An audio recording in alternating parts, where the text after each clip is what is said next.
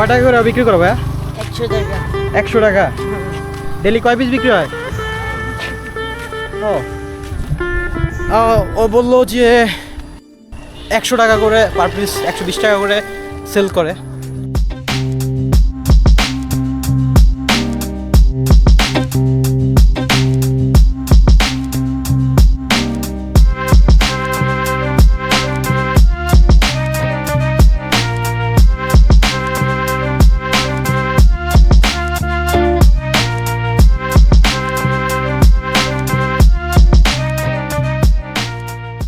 আমরা যাত্রা শুরু করেছিলাম ঢাকার রামপুরা থেকে। রামপুরা আসার পরে আমরা একটা রিক্সা নিলাম আফতাবনগর যাওয়ার জন্য।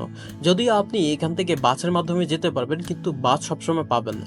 এছাড়া সিএনজি, অটো ইত্যাদি আরও যানবাহন রয়েছে, আপনি চাইলে সেগুলো দিয়ে যেতে পারেন। তবে আমার সাজেশন থাকবে আপনি এখান থেকে রিক্সা নিলে অবশ্যই ভাড়াটা জিজ্ঞেস করে নেবেন। তো সাধারণত দেখা যায় যে ভাড়া এখান থেকে 40 থেকে 50 টাকার মধ্যেই হবে।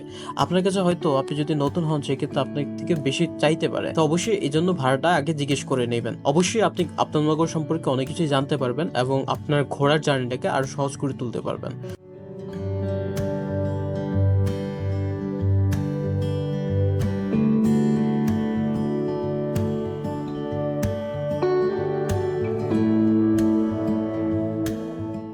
তো আমরা প্রায় পৌঁছে গেছি আফতাবনগর।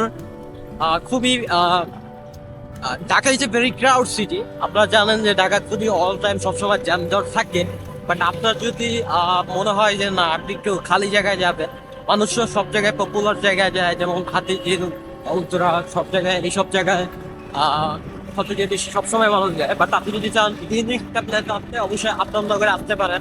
আমি জানি না সাউন্ড শো আছে কিনা।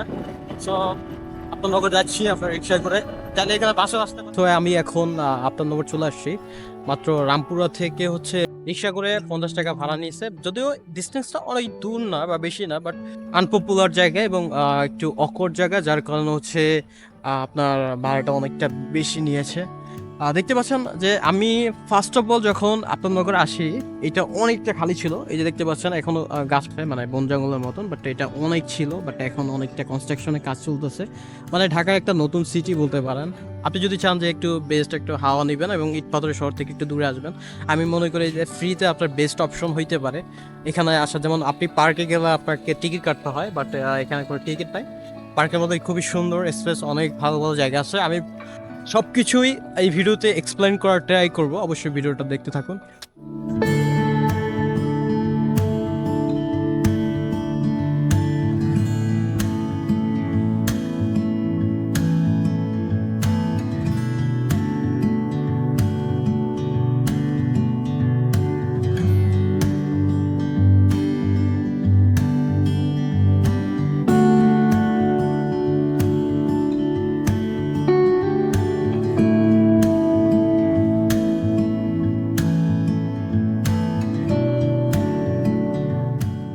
আপনারা যখন বিকেল আসবেন, এই দোকানগুলো সাধারণত বিকেলের টাইমে খোলা থাকে, সকালের দিকে পাবেন না।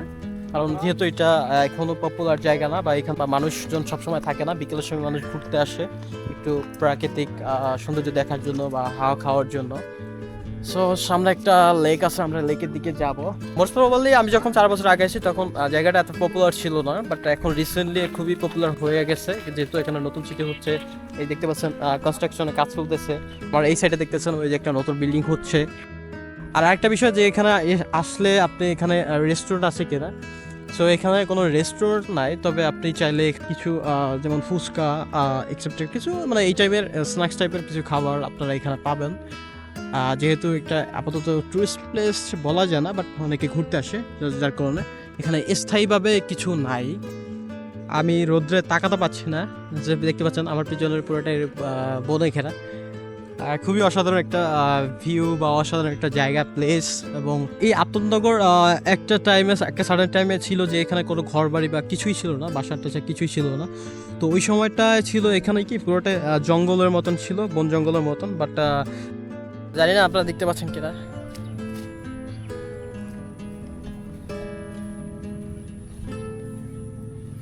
আমার কাছে কিন্তু জায়গাটা অসাধারণ লাগে, খুবই জোস প্লেস।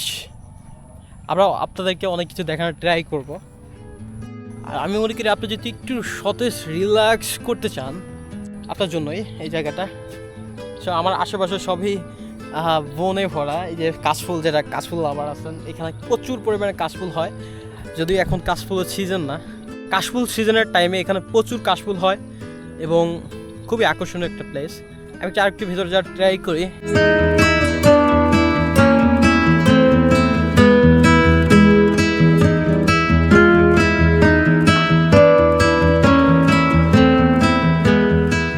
ফাইনালি আমরা আবার ব্যাক করলাম রাস্তায়। আফতাবনগরের রাস্তার শেষ মাথায় যাওয়ার ট্রাই করতেছি। সকালবেলা মানুষজন এখানে জগিং করতে আসে। এখানে আসলে মনে হয় না যে আমরা ঢাকার ভিতরে আছি, কারণ ওইরকম ফিলই আসে না। মনে হয় যে গ্রামে আসি, গ্রামের একটা ফিল পাওয়া যায়, বিকজ এখানে মানুষজন কম। এবং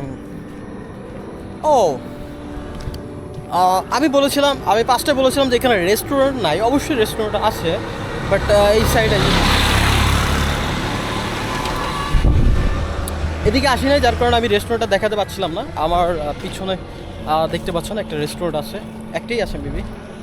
এখানে চাইলে আপনারা বসতে পারেন, খাবার খেতে পারেন, রেস্টুরেন্টে ফিল নিতে পারেন, নো প্রবলেম।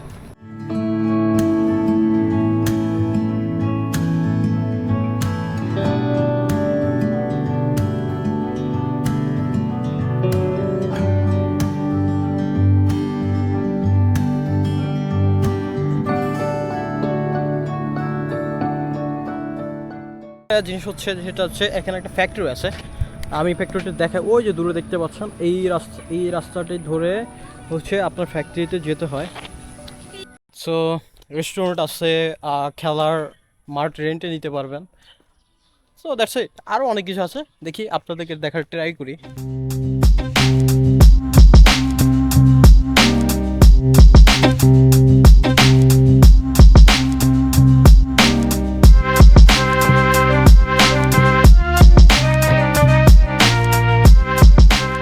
পল্লীবিদ্যুৎ জোনের ডেস্কোর যে অফিস, সেটাও আছে, দেখতে পাচ্ছেন। এই যে আমি একটু দেখাই, আপনারা দেখতে পাচ্ছেন কিনা যায় না, বাট দেখেন, দেখা যাচ্ছে। এখানে অনেক বাইকারও আসে বাইক চালানোর জন্য, যেহেতু রাস্তাটা খুবই ক্লিয়ার, মানে এতটা জ্যামজট নাই।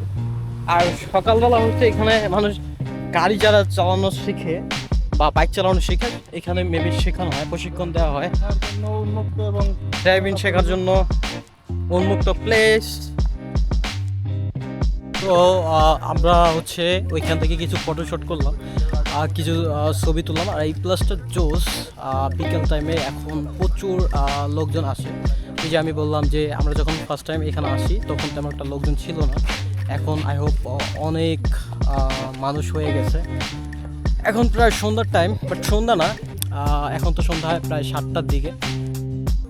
আমরা এর আগের বার যখন আসছিলাম তখন ওই রাস্তাটা দিয়ে ওই দিক থেকে ভিতর দিয়ে দেন হচ্ছে এই দিকে চলে আসলাম।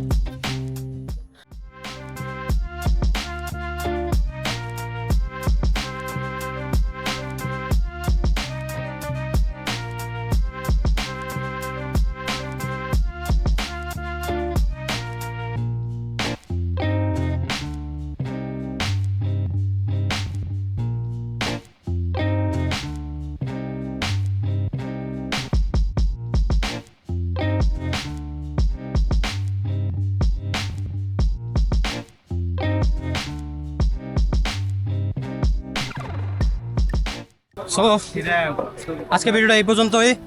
তা যদি ভিডিওটা ভালো লাগে অবশ্যই একটা ভিডিওটাতে লাইক করবেন এবং কমেন্ট করে জানাবেন ভিডিওটা কেমন হয়েছে। আর অবশ্যই আপনারা একটা সাবস্ক্রাইব করে রাখবেন, বিকজ আপনার একটা সাবস্ক্রাইব আমার মোটিভেশন হিসেবে কাজ করবে পরবর্তীতে ভালো ভালো ভিডিও বানানোর জন্য।